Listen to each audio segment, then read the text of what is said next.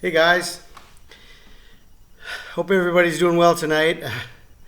I um, I saw a couple things today I want to share with you, um, but I'm not going to do that in one video. I'm going to do it in two videos. I saw something of significance about the Jubilee years, and I'm going to talk about that tomorrow in another video. But what I want to talk to you about right now is something really cool I saw today. Another event that happened on Nisan 10, and it coincides with what could be considered another triumphal entry. Very beautiful event. One of the most important events in the Old Testament. I mean, if you would consider all the events that were in the Old Testament, I mean, one of the events that is right up there with one of the greatest events of all time is when the children of Israel actually entered the Promised Land after the call of Abraham. You know, Abraham was called to go to Canaan, and he left his homeland in Iraq and went to Canaan and lived as a foreigner in the land of Canaan. And the story of Abraham and Isaac and Jacob, and then the 400 years of servitude, of slavery in Egypt. You know, we had 400 years of slavery, and then when Moses brought the people out of Egypt, they were supposed to go into the Promised Land like within the first or second month. They were supposed to be going into the Promised Land, and then it came. We're in chapter 14 of Numbers, and they sent the spies 40 days to spy out the land, and when they came back, the people did not want to believe the good report of Joshua and Caleb. They believed the report of the 10 evil spies, of the wicked spies, of the negative spies, that they could not go into the Promised Land, that they did not have the strength. They were trusting in their own strength, and they saw the people as giants, and because they were in the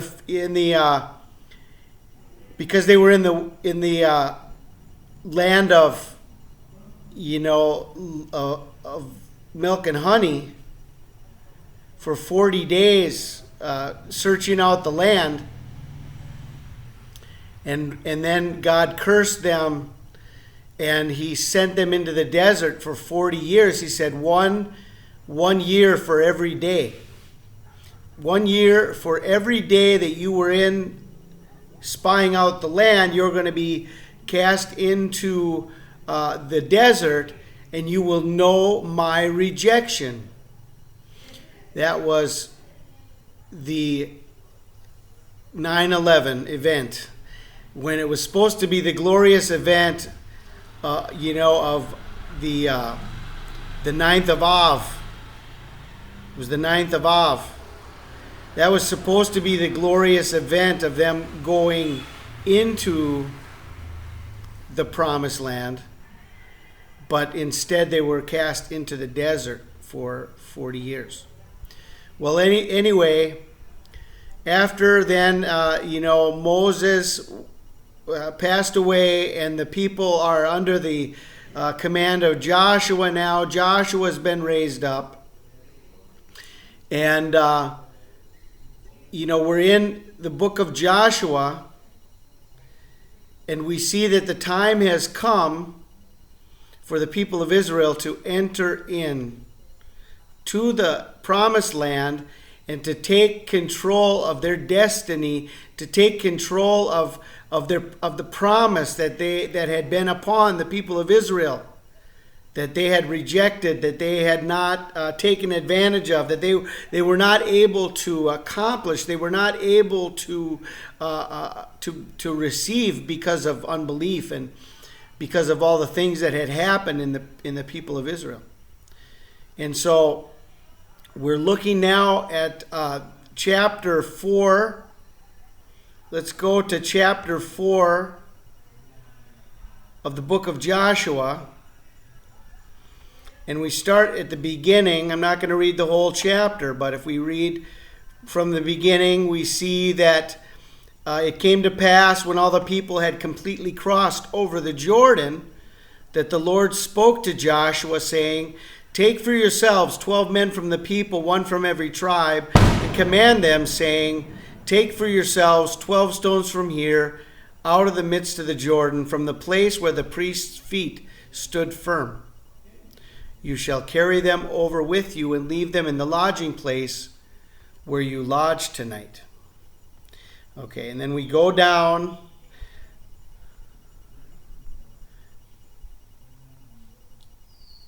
to verse 19. Sorry about all those bombs going off. In this town here in Mexico, whenever they have events in the downtown square, they blow off these bombs to call the people to this meeting, or if there's a dance or some type of activity. And a lot of times this is late at night they do this. So it's 11:30 at night here, and they're going crazy. People are trying to sleep. Kids are trying to sleep for school in the morning, and they got these things going pretty crazy. Well, anyway, verse 19 of Joshua chapter 4, look at this, guys.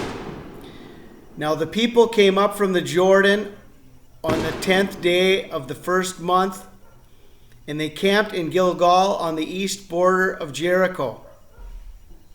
And those 12 stones which they took out of the Jordan, Joshua set up in Gilgal. Then he spoke to the children of Israel, saying, When your children ask their fathers in time to come, saying, What are these stones? Then you shall let your children know, saying, Israel crossed over this Jordan on dry land. For the Lord your God dried up the waters of the Jordan before you until you had crossed over, as the Lord your God did to the Red Sea, which he dried up before us until we had crossed over, that all the peoples of the earth may know the hand of the Lord, that it is mighty, that you may fear the Lord your God forever." Okay. Did you catch the date on this, guys? The Lord brought the people up into the promised land, and they came up from the Jordan on the 10th day of the first month. Okay. For those who still are not following the calendars, we need to understand, okay, there's only one calendar that God is using right now based on the biblical feasts, okay? When the world was created, from the time of creation, there was a calendar that, through the book of Genesis, from the beginning of creation, where Tishri in the fall was the first month, and that was the creation calendar from the beginning. Tishri was the first month. But if you look in Exodus chapter 12, okay, Exodus chapter 12, okay, starting in verse 1, the Lord says to Moses that this will now be the first of the months for you. And he set up the sacred calendar based on the calendar of the feasts, Passover being in the first month of Nisan. Okay? And And so from Exodus on, whenever it says first month, it's Nisan. Whenever it says seventh month, it is Tishri. Okay? Tomorrow I'm going to talk more about this when we talk about the Jubilee year. Because there's a lot of confusion about when the Jubilee year starts. Okay?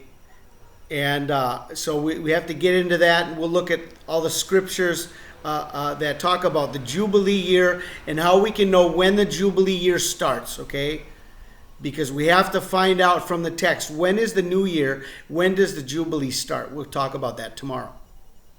But for right now, what I want to share with you guys is that this is one of the greatest events of the Old Testament. And it corresponds with the same day that Jesus came into Jerusalem on a donkey. It's the first month. It's the 10th day of the first month. This is 10 Nisan. They entered the promised land on 10 Nisan. Okay.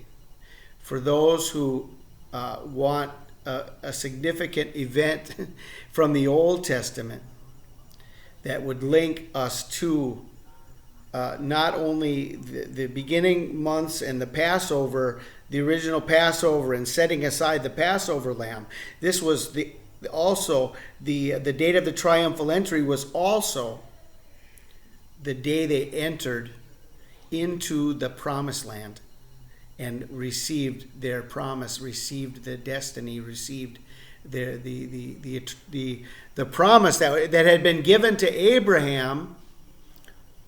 How many years have passed now? I mean, there were 400 years in Egypt, another 40 years in the desert, and how many years between Abraham and Joseph? You know, there was probably another 250 years. I mean, we're talking about 700, 800 years, right? I mean, I don't know. I didn't have that in my plan to talk about how many numbers of years, so I'd have to look. We'd have to study that to figure out. But it's been 600, 700, almost 800 years since the promise was given to Abraham. And so this promise then was culminated on 10 Nisan, the 10th day of the first month, and they entered into the promised land on this day. So this is a very significant event.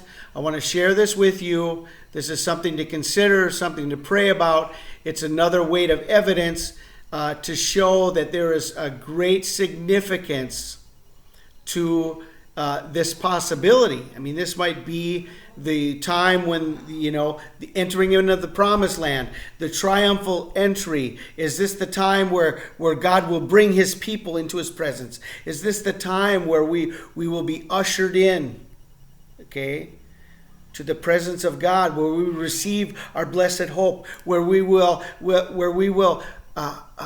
receive that eternal promise that he has given to his people to rescue his people? You know, he's promised us the Holy Land. He's promised us an eternal home. He's promised us the celestial city. And in the days of Joshua, the people of Israel entered into the promised land on 10 Nisan. Okay, so I don't have much more to say to add to that right now. I wanted to share that, and I pray you're blessed with this information. And hope you guys all have a good night. God bless.